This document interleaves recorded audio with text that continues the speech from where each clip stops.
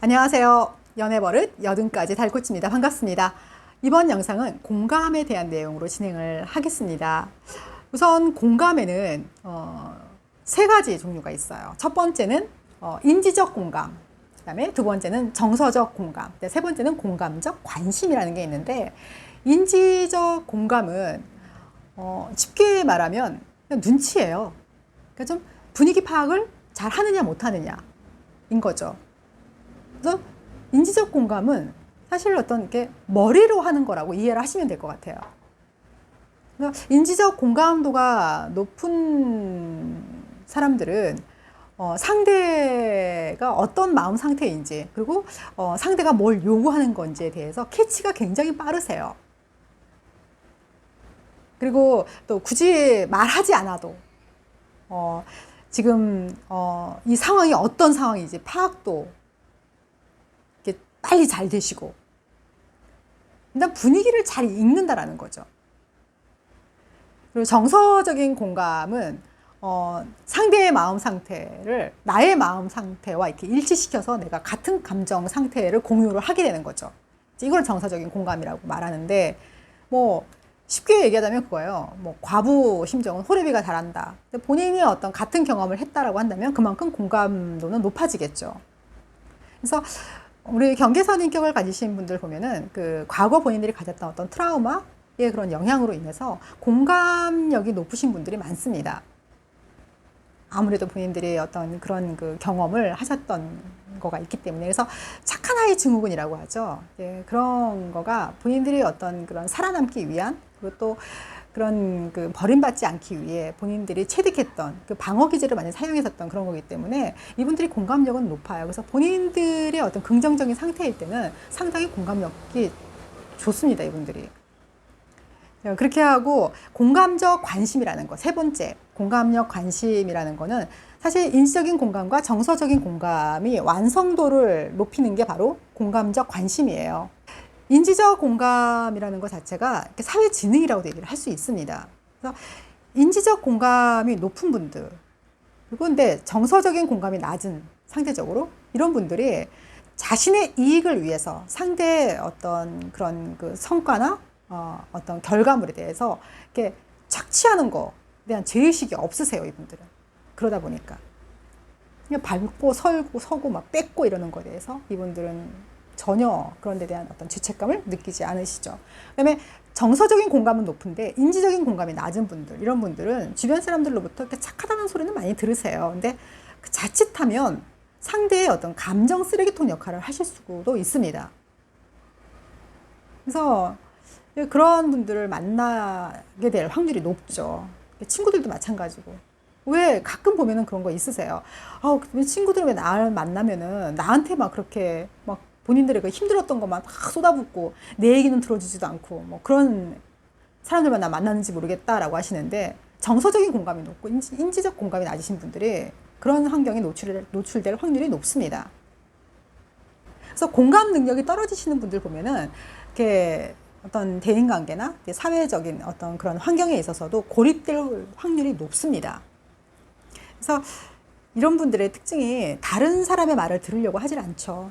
그래서 본인의 어떤 방식대로만 해석을 해서 이해를 하고 거기에 대해서 행동을 하시고 표현을 하시고 하는 게 좀 흔하고, 그리고 또 이분들이 어떤 갈등 문제에 있어서도 서로 머리를 맞대서 해결해 본다거나 이런 거는 못 하세요. 그래서 그 문제에 대해서는 이제 회피하려고 하는 그런 태도를 많이 보이죠. 그러다 보니까 같은 문제를 계속해서 반복적으로 경험하게 되는 그런 경우도 있고요.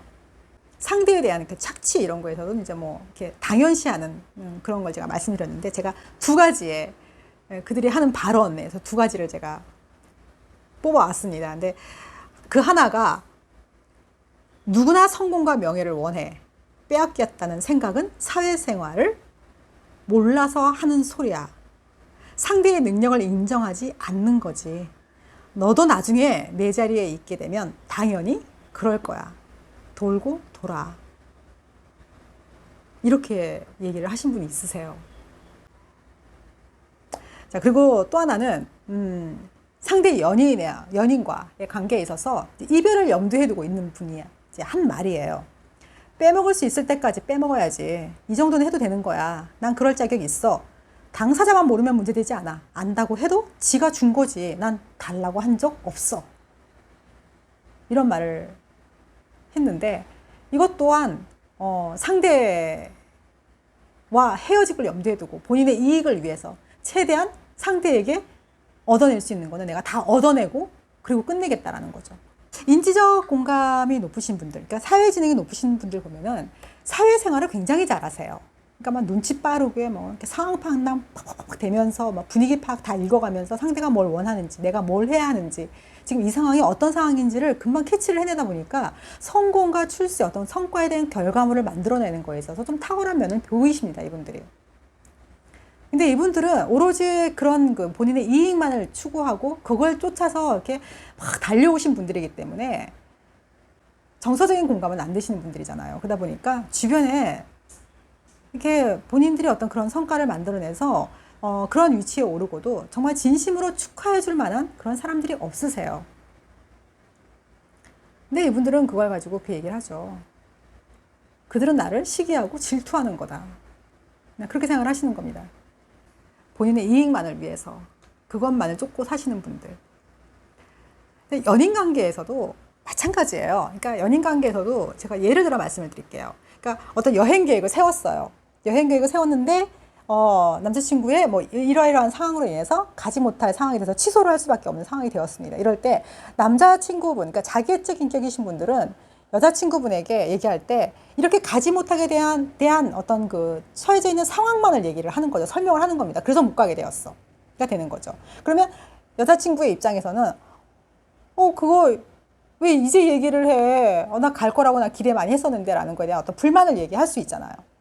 근데 불만을 얘기할 때마다 이분은 계속 이 상황에 대한 설명만 계속 하는 거예요. 그러니까 이렇게 돼서 못 갔고 이렇게 돼서 내가 이런 것 때문에 못 가게 됐다고 라는 것만 설명을 계속 하는 거죠. 근데 사실상 여자분의 입장에서는 정서적인, 그러니까 그 공감을 받고 싶은 거예요. 본인은. 근데 이런 경계선 인격이신 분들은 또 이런 상황 파악을 또 잘 못하세요. 그렇기 때문에 정서적으로 본인이 그런 거에 대한 공감을 받고 싶은 겁니다. 그래야 내가 사랑받는 것 같은 느낌이 드는 거죠. 왜? 내 마음을 알아주는 거니까. 근데 자기적 인격이신 분들은 인지적 공감은 높으신 분들이니까 계속 상황에 대한 것만, 그 관점만을 가지고 얘기를 하는 거예요. 이제 그러다가 이제 불만을 얘기하고 계속 반복하다가 툭 터지는 거죠. 왜? 내가 그러면 회사 일 다 때려치우고 여행을 가길 원해? 뭐 이렇게까지 반응이 나오는 거죠. 그러다가 내가 너라면 나는 내가 이런 상황에 처해져 있는 거, 이걸 나 이해를 할 것 같아. 그리고 내가 이런 상황에 처해져 있어서 내가 다른 일을 맡게 된 거에 대해서 얼마나 힘들까. 난 그거를 이해해 주려고 할 것 같아. 근데 어떻게 너는 너 입장만 생각을 하냐? 네가 아무리 그렇게 서운함을 표현한다 하더라도 상황 달라지지 않아. 어차피 못 가. 너 그걸 왜 못 받아들여? 이렇게만 나오는 거죠, 반응이. 근데 또 경계선 인격이신 분들 입장에서는 그게 아닌 거잖아요. 본인은 정서적인 공감을 받고 싶은 거예요. 내가 얼마나 기대했었는지, 거기에 대해서 좌절해서 내가 얼마나 실망을 하고 있는지 그 마음만을 알아주면 되는 거예요. 근데 그게 이제 안 되는 거죠. 그러다 보니까 이분들 같은 경우에도 착한 아이 증후군이 있다고 했잖아요. 그러다 보니까 본인들이 어떤 그런 불만을 표현한 거에 있어서 이게 내가 너무 심했나? 라는 생각 때문에 그냥 그 갈등 상황을 피하기 위해서 본인들이 먼저 사과를 하는 거예요. 그냥 자기 탓을 해버리는 거죠. 근데 이분들은 이제 그러다 보니까 본인들이 이제 상대 눈치 보게 되고, 그래서 상대가 나에 대해서 내가 지금 이렇게 한 행동에 대해서 어떻게 생각할까? 혹시 나에 대한 어떤 실망을 하는 건 아닐까? 그래서 나에게 멀어지는 건 아닐까? 라는 두려움을 갖게 되는 거고. 이제 그러면서도 이분들이 정서적으로 공감받지 못했던 그런 내재되어 있는 그런 마음들은 이제 계속 쌓이게 되는 거죠. 이제 이런 게 계속 쌓이다 보면은 이제 우울증까지도 오고요. 그 이상의 어떤 성격적인 그런 문제도 발생이 됩니다. 이제 이런 부분이 계속해서 이제 누적이 되는 거죠. 그러니까 늘 대화를 하면서도 해결된 부분이 아니라 그냥 늘 답답한 거예요. 늘 답답한 거. 뭔가 내가 잘못한 게 아닌데 뭔가 잘못했다라고 사과를 해야 되는 그 상황에 상당히 무력해지고 이제 그런 걸 경험하게 되는 거죠. 공감이라는 건요, 어린아이에게 하는 공감과 어른 사이에서 하는 공감은 다릅니다. 근데 간혹 보면은 자기애적 성향을 가지신 분들이 공감이라는 것 자체를 어린아이가 받는 것 같은 그런 공감을 원하는 경우가 있으세요. 근데 그런 경우가 대부분이에요. 그래서 자기애적 성향을 가지신 분 자체가 마음 안에 어린아이가 존재하는, 그러니까 이 어린아이로 공감을 받고 싶어 하는 경우가 흔하죠. 근데 이 공감에는 차이가 있습니다.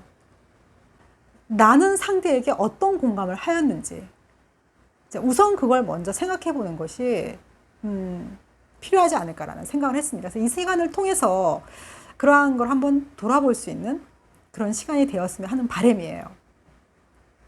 자, 여기서 영상 마치도록 하고요. 다음 영상에서 뵙도록 하겠습니다. 끝까지 들어주셔서 감사합니다.